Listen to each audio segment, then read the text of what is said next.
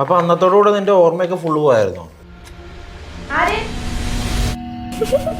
ഒരു മുല്ലപ്പൂ മേടിച്ചു തരുമോ? ആ അതെടാ, 2 മാസമല്ലോ ഓർമ്മയ്ക്ക് വന്നിട്ട്. എത്ര നാളെ എന്നെ കോണ്ടാക്ട് ചെയ്യാൻ ശ്രമിച്ചെന്നറിയോ? നീ ഏതായാലും ഇന്ന് വന്ന നന്നായി. ഭുവനയുടെ മുമ്പിൽ തമിഴ് എന്തെങ്കിലും ആവശ്യം വന്നാൽ നീ ഉണ്ടല്ലോ. ഭുവനെയോ? അതാണ്. അപ്പോൾ ഒരു ഓഫീസിൽ നിന്ന് സാന്ദ്രയും ഞാൻ മറന്നിരിക്കുകയായിരുന്നു. ഇതൊക്കെ നമുക്ക് കൃത്യമായിട്ട് ഓർമ്മയുണ്ടല്ലേ? അവള് തേച്ചു. അത് കഴിഞ്ഞ് ജിഷമോള് വന്നു, മേഘ വന്നു. അല്ലെങ്കിൽ ഈ മല്ലു ഗേൾസിനൊന്നും നമ്പാൻ പറ്റില്ല. അതുകൊണ്ട് ഞാൻ പക്കത്തിലെ സ്റ്റേജ് വെച്ചു. എപ്പോഴാ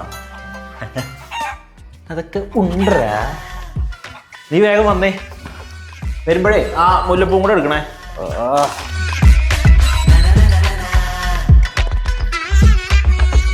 അല്ലടാ, അപ്പൊ ഈ 5 വർഷം നീ എന്ത് ചെയ്യായിരുന്നു? കുറേ നാളെ ഹോസ്പിറ്റലിൽ തന്നെ ആയിരുന്നു. പിന്നെ ബെഡ് റെസ്റ്റ്.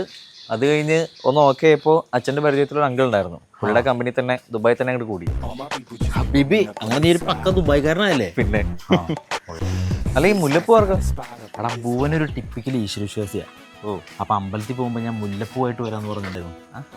അവൾ ആ മുല്ലപ്പൂ ഇട്ട് വേണം അവളുടെ മുഖത്ത് നോക്കി എനിക്ക് മറ്റേ സൂര്യയുടെ ഡയലോഗ് പറയാം. ഹായ് ഭുവന, നീ നീ പണ്ടാരം മറന്നല്ലോ. എടാ, നീ അവളോടൊക്കെ അത് കുറച്ച് റൊമാൻറ്റിക് ആയിട്ട് പറയണം. അങ്ങനെ പറയാം. അപ്പൊ നീ ഒരു കാര്യം ചെയ്യും, ഇവിടെ നിൽക്ക്. ഞാൻ ഇപ്പോൾ ആവശ്യമില്ല. ആര്യൻ